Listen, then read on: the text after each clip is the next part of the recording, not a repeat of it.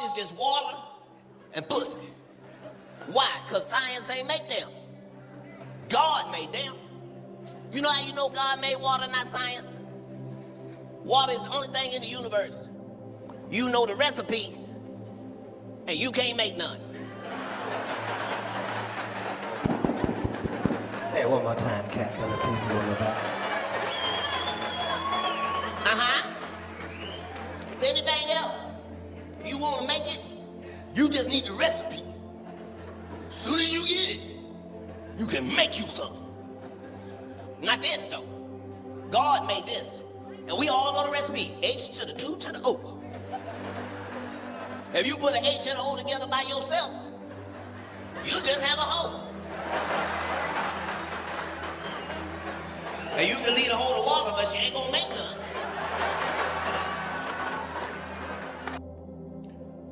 So she's exactly right on this, and Katt is exactly right on this. Yeah, they're not saying, yeah, they're saying that we can't make water, but what he's really saying is, if you saw the whole show, you will understand. He's saying that you can make water, but the water won't be sustainable for long. You can make water, but the water won't be something you can live in, bathe in, and breathe in, and do all this on a consistent basis. Yes, you are. You can't take hydrogen and put that with oxygen and come up with no type of water.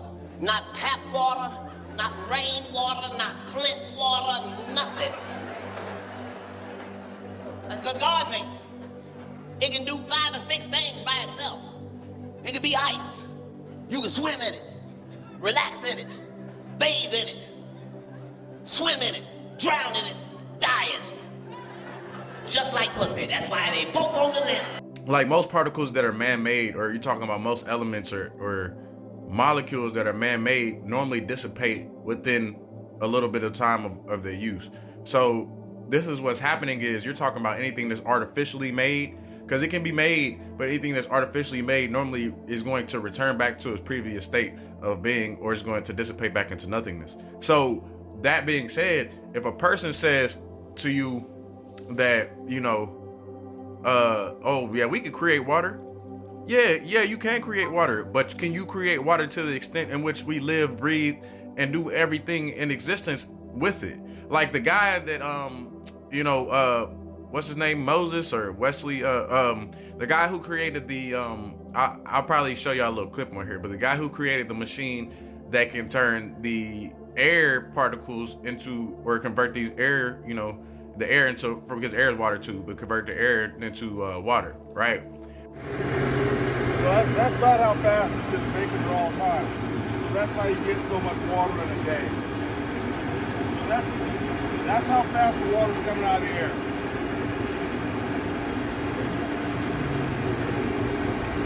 That's just coming out of the air. And this is a small machine. So to get it bigger, it does that faster. And the pump is only working part-time.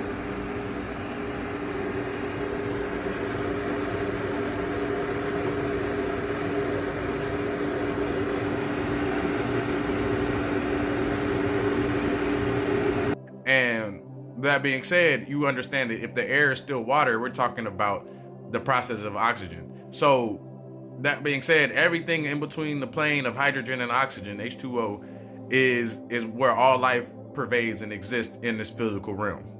So what they're saying is that you're only taking, and if you want to use the word make versus the word create, the word make is saying that you're able to mold it together or fashion it, what's already there. The word create is you actually creating a new substance, or is creating a new element or a new thing. So really, in actuality, what they're saying is you can't create water. And if you make water, the water that you make is not sustainable. The water that you make is artificial and will go back to its original state of being. The water that you make will not last as long as it's meant to last in the universal space, because the universe is not forever.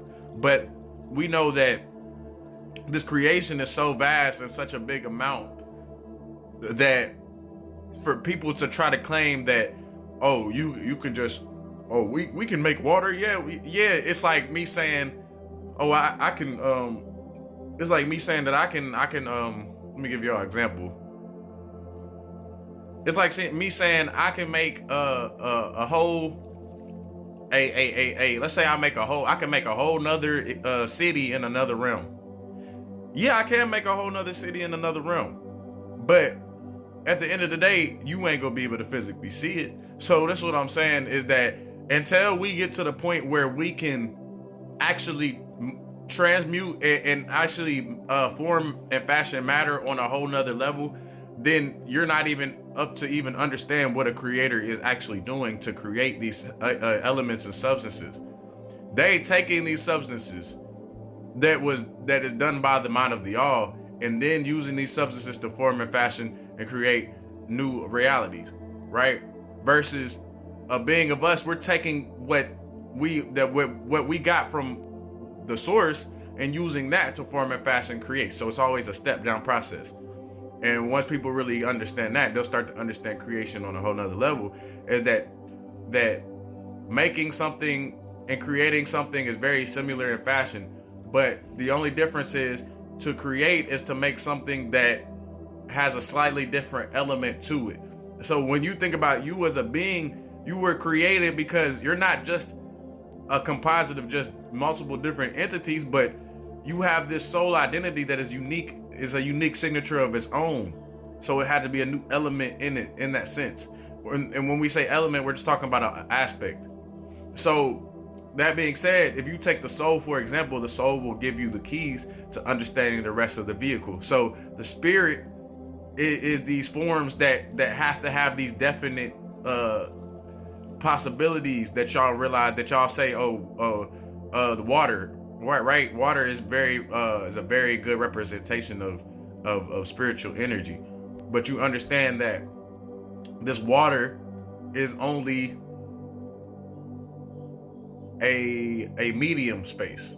So I want you to understand that water will always be created by God, and water will always be made by beings that understand the process of energy, because they have this source energy within inside of them.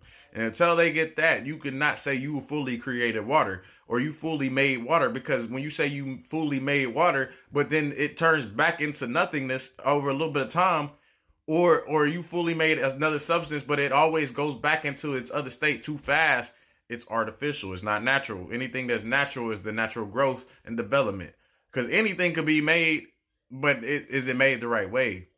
Is it made in the functionings and the fashions that it's supposed to be utilized for?